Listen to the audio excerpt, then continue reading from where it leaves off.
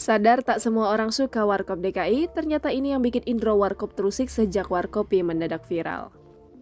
Imbas permasalahan antara Warkopi dengan lembaga Warkop DKI, intro Warkop paham betul akan munculnya pro dan kontra dari netizen.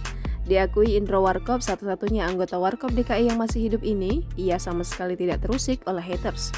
Dengan pengalamannya puluhan tahun di industri hiburan tanah air, Indro Warkop memahami bahwa tidak semua orang menyukai Warkop DKI. Satu-satunya alasan yang membuat Indro bergerak yakni adanya sinyal yang diterimanya dari pihak production house Falcon Pictures. Sebagai informasi, lisensi konten Warkop DKI sudah dikontrak secara eksklusif oleh Falcon Pictures. Karena itu, sebagai pihak yang bekerja sama dengan Falcon Pictures, ia dan lembaga Warkop DKI mengupayakan agar permasalahan yang ada tidak berkepanjangan. Diberitakan sebelumnya, lembaga Warkop DKI memperingatkan Warkopi untuk mengganti nama grup dalam jangka paling lambat 7 hari sejak Rabu 6 Oktober 2021 ini.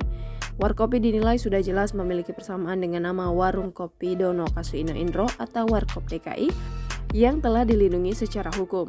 Terlebih, menurut lembaga Warkop DKI, penggunaan nama Warkopi bukan tanpa tujuan. Jangan lupa subscribe, share, komen, dan like ya.